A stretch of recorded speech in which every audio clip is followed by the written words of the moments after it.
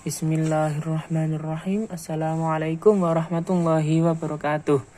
Perkenalkan, kami dari kelompok 5 yang akan mempresentasikan tentang materi tanggung jawab pendidikan yang bersumber dari Quran Surat At-Tahrim ayat 6, Quran Surat An-Nisa ayat 9, Quran Surat At-Taubah ayat 12, dan Quran Surat Asy-Syu'ara ayat 214 sampai 217. Adapun anggota kelompok dari kami yaitu Saudari Reni Rusdayana dengan NIM 006, Saudari Ulfa Dwi Nur Azizah dengan NIM 016, Saudari Husnul Fatimah dengan NIM 025, dan saya sendiri Muhammad Nasrullah dengan NIM 029. Materi yang pertama akan disampaikan oleh saya sendiri. Materi yang pertama At-Tahrim ayat 6. A'udzu billahi minasyaitonir rajim. Bismillahirrahmanirrahim. Ya ayyuhalladzina amanu qu anfusakum wa ahlikum naran waquduhan nas wal hijaratu 'alaiha malaikatun ghiladun shidadun wa la ya'sunallaha ma amarahum wa yaf'aluna ma yu'marun. Shadaqallahul azim. Artinya, hai orang-orang yang percaya, peliharalah dirimu dan keluargamu dari api neraka yang bahan bakarnya adalah manusia dan batu.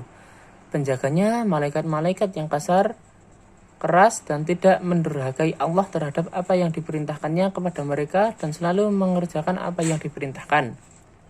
Penafsiran At-Tahrim ayat 6. Yang pertama, Tahrim Al-Muyassar. Tafsir Al-Muyassar. Wahai orang-orang yang membenarkan Allah dan Rasul-Nya serta melaksanakan syariatnya, lindungilah diri kalian dengan melaksanakan apa yang Allah perintahkan kepada kalian dan meninggalkan apa yang Allah larang dari kalian. Yang kedua, Tafsir Al-Mukhtasar. Wahai orang-orang yang beriman kepada Allah dan menjalankan apa yang disyariatkan kepada mereka, buatlah perisai untuk diri dan keluarga kalian terhadap api besar, api neraka yang dinyalakan dengan manusia dan bebatuan. Yang ketiga, Tafsir Al-Madinah Al-Munawwarah. Hai orang-orang beriman, jauhkanlah diri kalian, istri-istri kalian, dan anak-anak kalian dari api neraka yang mentaati perintah Allah dan menjauhi larangannya. Yang keempat, Tafsir Ringkasan Kementerian Agama Republik Indonesia. Wahai orang-orang yang beriman, peliharalah dirimu dan keluargamu dengan menaati perintah Allah dan menjauhi larangannya dari api neraka, yakni dari murka Allah yang menyebabkan kalian diseret ke dalam neraka yang bahan bakarnya adalah manusia dan batu. Yang kelima, Tafsir Quraisy Shihab. Wahai orang-orang yang beriman, peliharalah dirimu dan keluarga kalian dari api neraka yang bahan bakarnya terdiri atas manusia dan bebatuan. Yang menangani neraka itu dan yang menyiksa penghuninya adalah para malaikat yang kuat dan keras dalam menghadapi mereka. Para malaikat itu selalu menerima perintah Allah dan melaksanakannya tanpa lalai sedikit pun. Kesimpulan dari Quran Surat At-Tahrim ayat 6 yaitu dapat dipahami bahwa malaikat adalah makhluk Allah Subhanahu wa taala yang tidak pernah durhaka dan selalu mengerjakan apa yang Allah Subhanahu wa taala perintahkan. Oleh karena itu, kita harus menjaga diri kita dan keluarga kita agar terhindar dari api neraka yang dimana apinya tersebut terbuat dari bahan bakar batu dan manusia. Dan di dalamnya terdapat malaikat yang keras dan kasar untuk menyiksa manusia yang tidak beriman. Demikian materi yang dapat saya sampaikan. Baik, materi selanjutnya yaitu mengenai tafsir surat An-Nisa ayat 9. A'udzu billahi minasyaitonir rajim. Bismillahirrahmanirrahim. Wal yahsyal ladzina law taraku min khalfihim dzurriyyatan dhi'afan khafu 'alaihim falyattaqullaha wal yaqulu qawlan sadida, yang artinya, dan hendaklah takut kepada Allah orang-orang yang seandainya meninggalkan di belakang mereka anak-anak yang lemah, yang mereka khawatir terhadap kesejahteraan mereka. Oleh sebab itu, hendaklah mereka bertakwa kepada Allah dan hendaklah mereka mengucapkan perkataan yang benar. Menurut tafsir Al-Misbah karangan Muhammad Quraisy Shihab, dalam tafsir Al-Misbah, Profesor Dr. Muhammad Quraisy Shihab menjelaskan surat An-Nisa ayat 9 merupakan pedoman bagi umat Islam agar memperhatikan kesejahteraan anak-anaknya. Ayat ini merupakan peringatan bagi pemilik harta yang membagikan hartanya hingga anak-anaknya terbengkalai. Dalam mendermakan harta, kata Habib Quraisy, hendaknya membayangkan apa yang akan terjadi setelah kematian orang tua. Anak-anak yang lemah karena masih kecil atau tidak memiliki harta. Mereka tidak merasakan kesejahteraan dan pendidikan yang mencukupi sebagai bekal mengarungi kehidupan bermasyarakat dan bernegara.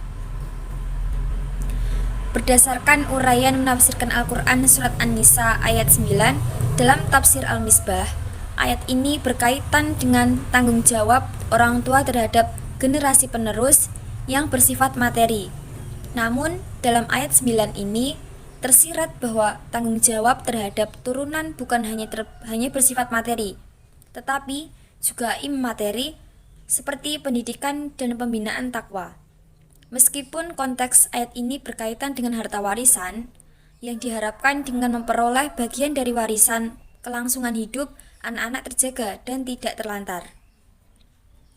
Imam Nawawi mengingatkan bahwa yang dimaksud keturunan yang lemah yang perlu dicemaskan yaitu jangan sampai meninggalkan keturunan atau generasi yang lemah dalam hal ekonomi, atau menyebabkan kemiskinan, ilmu pengetahuan, keagamaan atau pemahaman, serta penguasaan dan akhlaknya. Dalam tafsir Al-Misbah, Muhammad Quraisy Shihab menitik beratkan pendidikan yang terkandung dalam Al-Quran, surat An-Nisa ayat 9 pada arti kata lemah yang keturunan. Maka bertakwalah kepada Allah dan perkataan yang benar. Sehingga ada 3 konsep pendidikan menurut Muhammad Quraisy Shihab dalam tafsir Al-Misbah, yaitu yang pertama, bahwa orang tua memiliki tugas dan tanggung jawab dalam mendidik anak agar sikap dan perilaku serta kepribadian anak di masa mendatang menjadi lebih baik. Yang kedua, implementasi takwa bagi orang tua dalam mendidik anak. Ketiga, metode pendidikan yang harus dilakukan oleh orang tua dalam mendidik anak. Untuk tafsir yang kedua yaitu tafsir Al-Maraghi. Ahmad Mustafa Al-Maraghi menjelaskan bahwa orang-orang yang hidup pada zaman jahiliyah tidak memperkenankan kaum wanita dan anak-anak kecil untuk memperoleh harta warisan. Kemudian mereka mengatakan dengan semboyannya, tidak boleh mewarisi kecuali yang bisa menusuk dengan tombak dan memperoleh ghanimah. Maksudnya sudah dewasa. Allah memerintahkan agar memperlakukan dengan baik anak-anak yatim karena mereka sangat perasa tidak boleh tersinggung oleh perkataan yang bernada menghina. Terlebih lagi jika ibu bapaknya yang telah tiada disebutkan secara jelek. Kenyataannya banyak sekali anak yatim yang terbentur dengan perlakuan jelek dalam hal perkataan. Untuk ayat 9 di atas ditujukan kepada yang berada di sekeliling seorang yang sakit dan diduga segera akan wafat. Pendapat ini adalah pilihan banyak pakar tafsir seperti At-Tabari, Ar-Razi, dan lain-lain. Ada juga yang memahaminya sebagai ditujukan kepada mereka yang menjadi wali anak-anak yatim, agar memperlakukan anak-anak yatim itu seperti anak-anaknya yang lemah. Anak-anaknya yang lemah bila kelak para wali itu meninggal dunia. Pendapat ini menurut Ibnu Katsir didukung pula oleh ayat berikut yang mengandung ancaman kepada mereka yang menggunakan harta anak yatim secara aniaya. Muhammad Sayyid Tantawi berpendapat bahwa ayat di atas ditujukan kepada semua pihak siapapun karena semua diperintahkan untuk berlaku adil, berucap yang benar dan tepat, dan semua khawatir akan mengalami apa yang digambarkan di atas.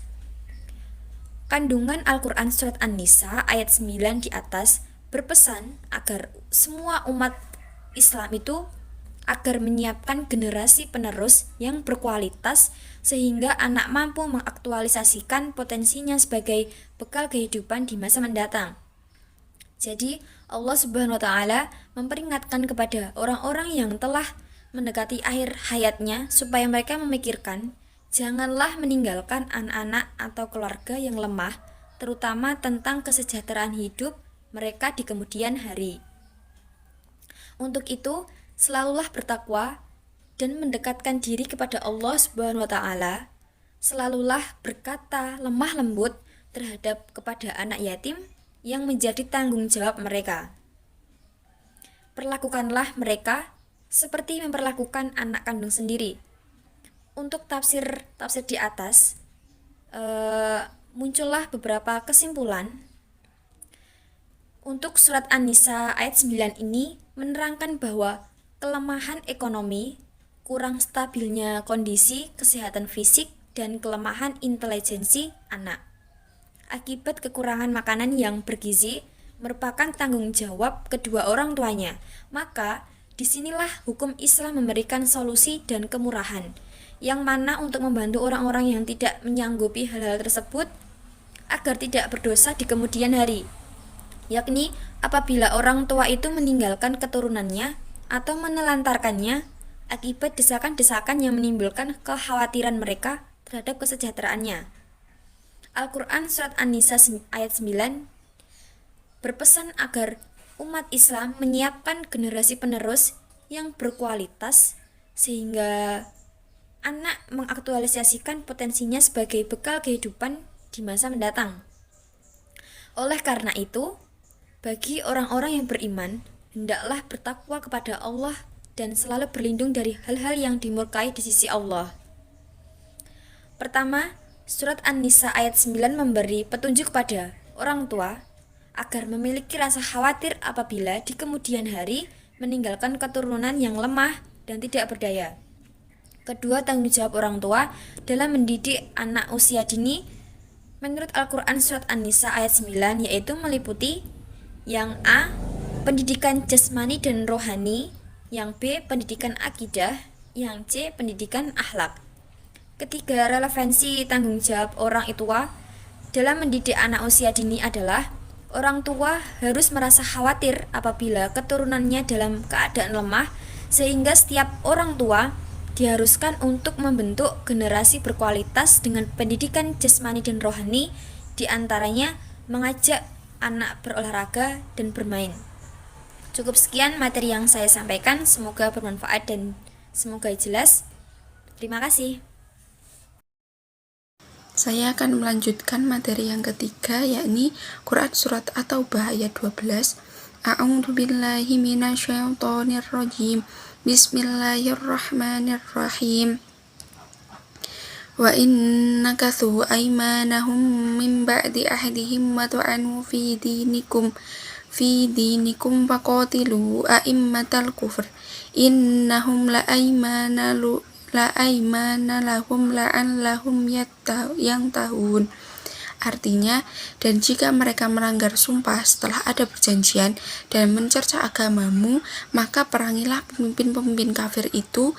Sesungguhnya mereka adalah orang-orang yang tidak dapat dipegang janjinya. Mudah-mudahan mereka berhenti. Penafsiran At-Taubah ayat 12 yang pertama dari Kementerian Agama Republik Indonesia. Kaum musyrikin apabila melanggar perjanjian yang sudah mereka buat dengan orang mukmin dan mereka mencerca agama Islam, maka Allah memerintahkan kaum muslimin untuk memerangi pemimpin-pemimpin mereka karena tidak menepati janjinya untuk menghentikan permusuhan dengan kaum muslimin dan tidak mau bertobat. Lalu penafsiran yang kedua yakni dari Muhammad Quraish Shihab. Apabila mereka melanggar perjanjian yang mereka setujui sebelumnya dan terus-menerus mencerca agama kalian, maka perangilah para pemimpin orang-orang yang sesat itu beserta pengikut-pengikutnya. Karena mereka sebenarnya tidak memiliki perjanjian dan bukan orang yang berhak mendapat perlindungan, agar mereka berhenti dari kekufuran. Lalu tafsir muyasar. Apabila orang-orang musyrik melanggar janji yang telah mereka buat bersama kalian dan mendiskreditkan agama Islam, maka perangilah mereka karena mereka adalah para pemimpin kesesatan. Tidak ada perjanjian dan tidak ada perlindungan bagi mereka sampai mereka meninggalkan kekufuran mereka dan berhenti memusuhi Islam. Lalu, tafsir Ibnu Katsir, Allah SWT berfirman bahwa jika orang-orang musyrik yang telah mengadakan perjanjian gencatan senjata dalam masa tertentu merusak perjanjiannya dan mereka mencerca agama kalian, yakni mereka mencela dan mengecam agama Islam. Berdasarkan ayat inilah ditetapkan hukuman mati terhadap orang yang mencaci Rasulullah SAW, mencerca agama Islam dan mendiskreditkannya. Kesimpulan atau ayat 12 ini, tafsir dalam ayat ini berbicara tentang kaum musyrik yang tidak bisa bertanggung jawab dan tidak bisa dipercaya atas sumpahnya. Hal ini dibuktikan dengan betapa seringnya mereka ingkar terhadap janji dan sumpahnya, seperti mencela agama Islam dan bahkan sudah merencanakan pembunuhan untuk Nabi Muhammad SAW. Dengan inilah alasan Allah SWT memerintahkan umat Islam untuk memerangi mereka. Terima kasih, sekian materi dari.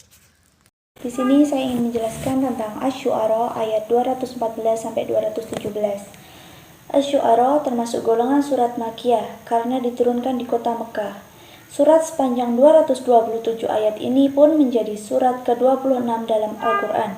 Secara umum, surat Asy-Syu'ara mengisahkan tentang para nabi dan rasul serta umat mereka yang telah ditimpa azab karena menentang ajaran Allah Subhanahu wa taala. Adapun penafsiran Asy-Syu'ara ayat 214 yang berbunyi Bismillahirrahmanirrahim wangdir ashiratakal aqrabina, yang artinya, dan berilah peringatan kepada kerabat-kerabatmu Muhammad yang terdekat. Tafsir Al-Quran surat Asy-Syu'ara ayat 214, ada yang berpendapat, yaitu dari Kementerian Agama Saudi Arabia. Mereka berpendapat, dan peringatkanlah wahai Rasul, kerabatmu yang paling dekat dan kerabat dekatmu selanjutnya dari kaummu dari siksaan kami yang akan menimpa mereka. Yang kedua, penjelasan dari tafsir Al-Mukhtasar, yaitu dan berilah peringatan wahai Rasul kepada kerabat-kerabatmu yang terdekat agar mereka tidak ditimpa azab Allah bila mereka tetap berpegang teguh dengan kesyirikan. Hidayatul Insan bitafsir Al-Quran berpendapat, setelah Allah SWT memerintahkan nabinya mengerjakan sesuatu yang dapat menyempurnakan dirinya, maka dia memerintahkan untuk menyempurnakan orang lain. Yang kedua, penafsiran Asy-Syu'ara ayat 215 yang berbunyi Bismillahirrahmanirrahim wahfid jannaka kaliman ba'aka minnal mu'minin, yang artinya, dan rendahkanlah dirimu terhadap orang-orang yang beriman yang mengikutimu. Tafsir Quran surat Asy-Syu'ara ayat 215 ini, ada yang berpendapat, yaitu Al-Muyasyar, yaitu lunakkanlah sikap pergaulanmu dan tutur katamu untuk bertawadu dan mengungkapkan rasa sayang kepada orang yang tampak olehmu adanya penerimaan terhadap dakwahmu sendiri. Dan ada yang berpendapat, yaitu tafsir Al-Wajiz, yaitu rendahkanlah dirimu terhadap orang-orang yang mengikutimu, yaitu orang-orang yang beriman, hadirkan cinta dan kasih sayang. Yang ketiga, yaitu tafsir Asy-Syakir berpendapat, Rendahkanlah dirimu, lembutkanlah dirimu terhadap orang-orang yang mengikutimu, yaitu orang-orang yang mukmin. Yang ketiga yaitu penafsiran Asy-Syu'ara ayat 216 yang berbunyi fa in asauka faulu inni bara'u mimma ta'malun, yang artinya kemudian jika mereka mendurhakaimu maka katakanlah Muhammad, sesungguhnya aku tidak bertanggung jawab terhadap apa yang kamu kerjakan. Tafsir Al-Quran Surat Asy-Syu'ara 216, ada yang berpendapat dari Al-Muyasyar, yaitu apabila mereka menyelisihi perintahmu dan tidak mengikutimu, maka lepaskanlah dirimu dari tindakan-tindakan mereka dan kondisi yang meliputi mereka berupa kesyirikan dan kesesatan.